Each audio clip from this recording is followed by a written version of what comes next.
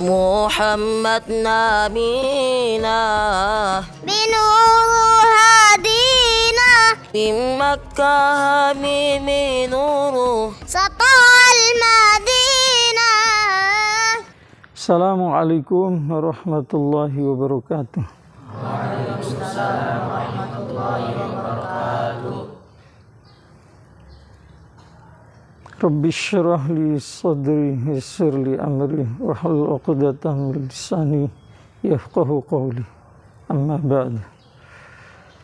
Terlanjut bahas mengenai status hukum aplikasi AGT.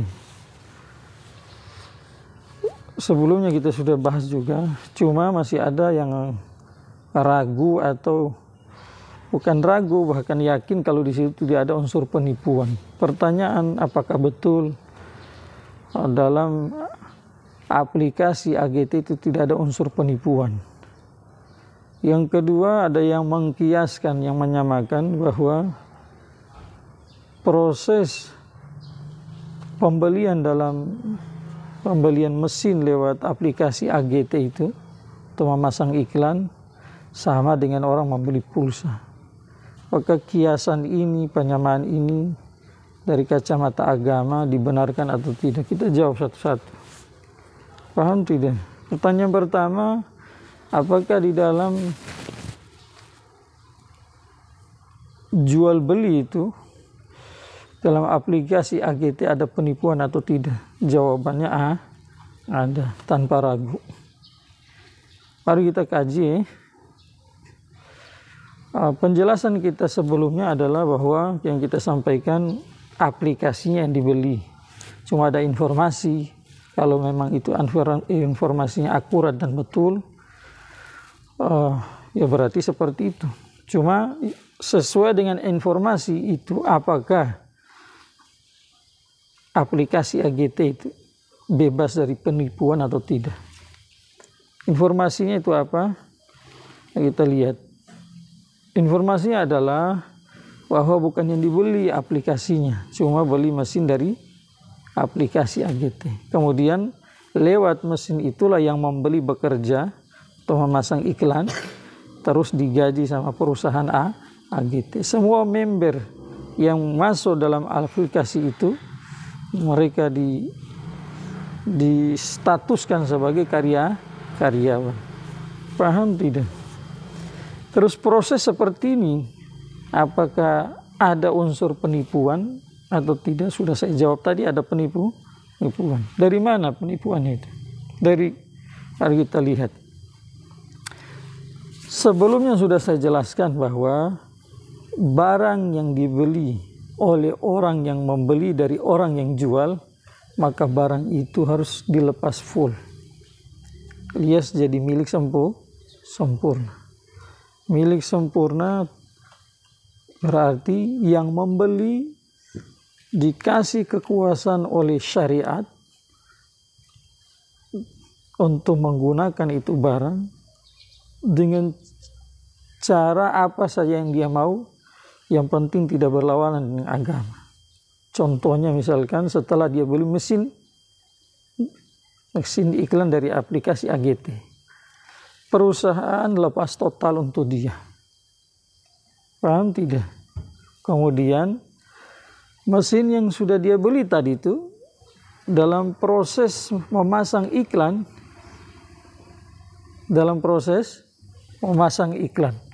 yaitu terserah dia. Dia mau pasang sendiri juga boleh. Terus hasil dari pasangan iklan dia dapat. Yang kedua, bisa juga dia jual ke orang lain. Yang ketiga, bisa juga dia sedekahkan sama orang lain. Yang keempat, bisa dia hibahkan kepada orang lain, memberi dengan cuma-cuma. Jadi semua bisa seperti itu. Paham ya? Apakah dalam proses pembelian mesin iklan dari perusahaan AGT oleh para member tadi disebut dengan karyawan, seperti itu atau tidak? Jelas-jelas tidak. Paham tidak? Dari mana bisa kita mengatakan bahwa tidak? Karena ya mereka hanya bekerja saja. Setelah mesin itu dibeli, mereka hanya bisa bekerja di mesin itu saja untuk memasang iklan. Sementara mereka tidak punya kuasa untuk menguasai secara total itu mesin.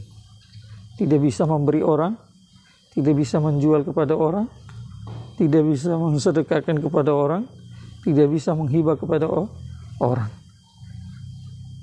Berarti dalam proses jual beli itu mesin dari perusahaan kepada para member, di situ ada unsur penipuan. Barang sudah dijual kok dikuasai lagi. Paham tidak? Barang yang sudah dijual kok dilarang, jangan kamu kasih orang, jangan kamu sedekahkan kepada orang, jangan kamu jual kepada orang. Berarti penjualan ini tidak akadnya batil. Kalau akad sudah batil, sudah saya jelaskan berkali-kali, rentetan ke bawah itu jadi haram semua. Karena uang yang mau pembeli kasih kepada yang penjual tidak jadi miliknya, barang yang dijual kepada yang membeli tidak jadi milik. Jadi dalam penggunaannya itu jadi rancu, prosesnya jadi haram. Maka jelas di situ ada penipuan. Yang berikutnya adalah apakah di dalam orang yang bekerja atau para member, para karyawan yang bekerja dalam perusahaan AGT itu lewat mesin yang mereka beli, di situ mereka ada unsur aniayanya atau tidak? Jawabannya ada. Aniaya itu tidak mesti. Kata-kata aniaya itu kan kalau kita dibawa dengan bahasa yang mudah kita pahami adalah menzolimi. Menzolimi tidak mesti harus fisik yang dizolimi. Tetapi saat perusahaan menjual barang kepada kamu dengan cara menipu tadi, dari pandangan agama, jelas kamu di situ telah dizolimi. Penghasilannya tidak transparan, tidak.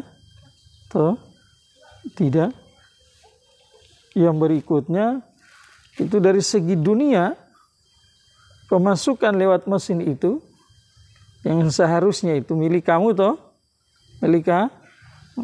tidak dikasih, mungkin hanya segelintir.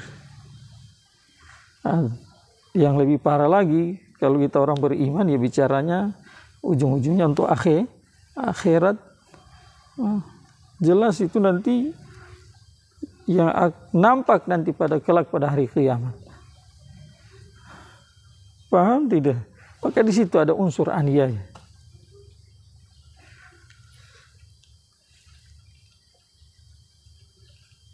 Yang terakhir tadi pertanyaan apakah sama itu membeli mesin iklan dari perusahaan AGT sama dengan membeli pulsa? Jawabannya tidak sama. Jadi menyamakan itu tidak gampang ya. Jadi bagaimana tidak bisa sama ya? Kamu beli pulsa dari kaki tangan Telkomsel. Paham tidak? Berapa kamu beli harga pulsamu? 10.000 ke atau 20.000, bisa juga mungkin 50.000, 100.000, bisa 500.000, bisa 1 juta. Setelah kamu beli pulsa masih ada intervensi dari perusahaan Telkomsel atau tidak? Masih ada campur tangan, dia batasi kamu. Atau yang menjadi kaki tangannya Telkomsel itu yang menjual pulsa, kan rata-rata beli tidak langsung dari perusahaan toh, belinya di kios-kios, di toko-toko yang menjual pulsa itu. Ada intervensi di situ, pembatasan penggunaan pulsa. Tidak. Cuma tetap dibatasi sama agama. Jadi beli pulsa, walaupun perusahaan tidak membatasi, tapi agama membatasi. Pakai untuk yang baik-baik, jangan yang maksiat, yang salah. Tidak berhadapan dengan Allah kalau tidak bertobat. Paham tidak? Jadi pulsa yang kamu sudah beli bisa kamu jual, bisa kamu transfer ke orang dalam bentuk sedekah, bentuk hibah. Bisa juga kamu pakai sendiri. Paham tidak? Bisa. Jadi penggunaannya itu luas. Tidak ada pembatasan dari Telkomsel. Telkomsel hanya memfasilitasi kamu dalam menggunakan itu. Pulsa. Paham tidak? Sementara pembelian mesin iklan dari perusahaan AGT, dia tidak memfasilitasi kamu saja, tetapi di dalam juga ada intervensi itu ada. Jadi salah. Saya tidak mengatakan bahwa sesuatu yang beli harus punya wujud. Seperti yang maksudnya apa itu? Seperti mobil. Yang saya sampaikan adalah yang dibeli milik sempurna, dan bagian dari milik sempurna adalah bisa dikuasai. Sementara yang kamu beli mesin dari perusahaan AGT itu tidak bisa kamu kuasai, maka di situ jelas-jelas ada penipuan karena sudah salah akadnya. Kalau sudah salah akadnya berarti penghasilan lari ke bawah, salah semua. Di situ unsur kezaliman jelas-jelas ada. Paham tidak? Jadi tidak bisa kita samakan membeli pulsa dengan apa? Dengan apa itu, beli mesin iklan dari perusahaan AGT. Nah, itu semoga kita semua dikasih pikiran yang jernih, pikiran yang sehat. Jangan karena uang maksudnya agama tidak hanya melihat bagi mendapatkan uang, tapi agama mengajarkan kita proses untuk mendapatkan uang juga. Jadi tujuan agamanya apa? Agama mengajarkan kita seperti itu untuk apa? Ya supaya yang kita dapat sedikit banyak tidak menjadi bencana bagi kita di dunia dan di akhirat. Tenang dimakan, sebab itu bisa kuat ibadah. Anak istri yang kita beri juga jadi taat. Sebaliknya kalau hanya yang dilihat uangnya saja, proses untuk mendapatkan uang, agama diabaikan, maka jelas nanti yang dimakan haram. Nomor satu, susah ibadah. Kalaupun ibadah nanti ibadah tidak diijabah, tidak diterima sama Allah. Akhirnya ibadah kita tidak menyebabkan kita jadi tenang. Hati kita tidak, yang dijanjikan sama Allah tidak tenang. Nah, nanti orang yang ibadah seperti ini gampang dia lepaskan ibadahnya itu, sholat dan amalan-amalan yang lain. Kenapa? Yang dijanjikan dia tidak dapat di situ. Yang dibilang ada ketenangan ini segala macam, dia tidak dapat. Salah satu syarat supaya sholat jadi sah, sebagaimana badan pakaian tidak boleh ada najis, badan tidak boleh najis, tempat di mana kita berdiri di atasnya untuk sholat, tempat yang kita berpijak kaki, letakkan tangan, jidat, kemudian pakaian kita di mana bersandar kepada tempat itu tidak boleh ada najis. Sama juga syarat darah, tulang, daging, kulit kita tidak boleh terbuat dari makanan yang haram. Itu undang-undang, kalaupun itu undang-undang, tidak usah saya lanjut. Paham ya? Mudah-mudahan yang tetap ngotot gitu bahwa pembelian dari perusahaan AGT itu sah-sah saja, boleh-boleh saja gitu. Semoga sadar nih. Jangan paksakan yang tidak boleh jadi boleh. Yang salah jadi betul, yang haram jadi halal, tidak boleh. Nanti bahaya bukan hanya di dunia, bahaya di akhirat. Semoga bermanfaat. Subhanallah. Syukur.